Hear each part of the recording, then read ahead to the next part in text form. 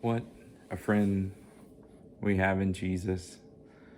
You know, this may come as a shock to some of you. I didn't have a ton of friends when I was in school.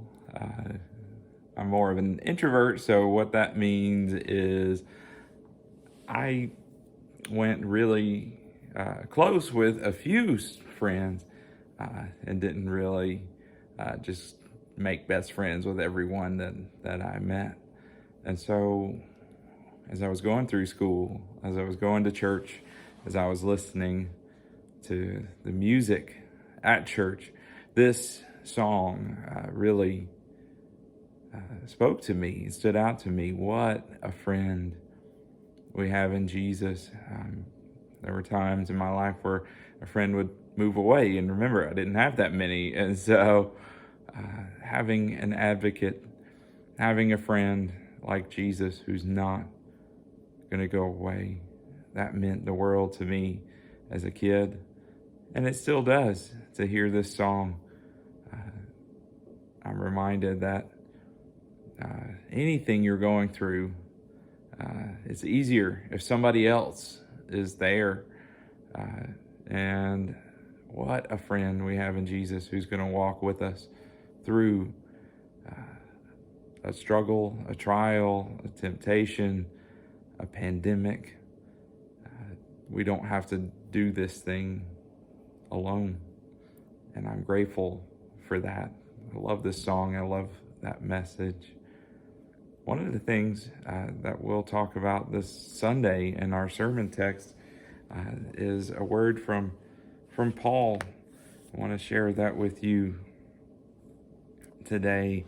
And as we're doing this thing called life, as we're seeking to follow Jesus, to recognize Jesus walking beside us, to be a friend to Jesus, you know, what a friend Jesus is to us. But sometimes we don't stop and think about how can we be a friend to Jesus. I think Paul gives us a clue as to how we can live that way. And so we read in Romans 12 a pretty simple but powerful version of that message. So here's what I want you to do. God helping you take your everyday, ordinary life, your sleeping, eating, going to work, and walking around life, and place it before God as an offering.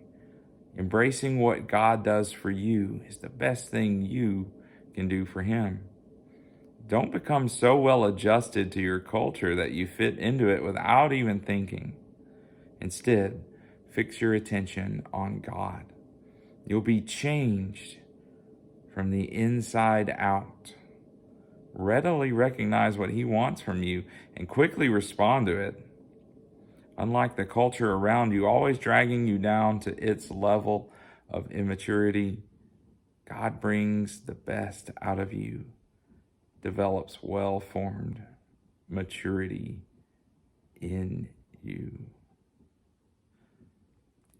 You may remember some different versions of these verses talking about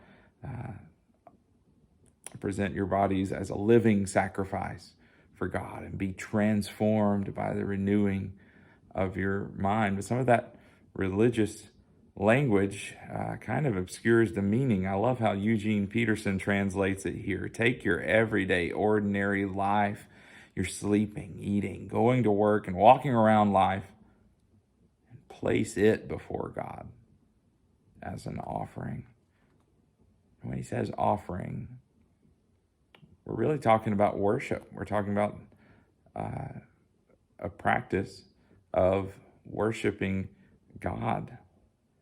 And it says you can take your everyday, ordinary life and offer that toward God. You know, if you really stop and think about it, everything that you do, if you do it with the right heart, if you do it with intentionality, everything that you do can be an act of worship.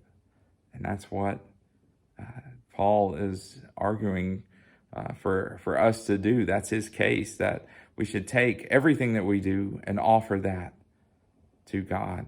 So if you're being nice to the checkout lady at the grocery store, if you're about to turn left and you let someone in front of you on the road, if you are in a conversation where you really want to voice your opinion, but you know it really wouldn't get you anywhere, everything that you do can be an act of worship if you let it. And if you see your life as an offering toward God. That's what Paul is telling us. That's how we become a friend of Jesus with our life. And remember, we are the light of the world. It's our job to shine Christ's light, to reflect that to the world. So what does it look like to take everything that you're going through, everything that you're doing, even your suffering itself can be an offering to God if you enter into it with some intentionality. It can become an offering when you say, God, I didn't ask for this. This is not what I want, but God, I'm going to choose to trust you through this, in the midst of this, in spite of this. Then it can become an act of worship. I don't think God put those things in your life trying to get you to worship or to fall flat on your face, but it can be transformed.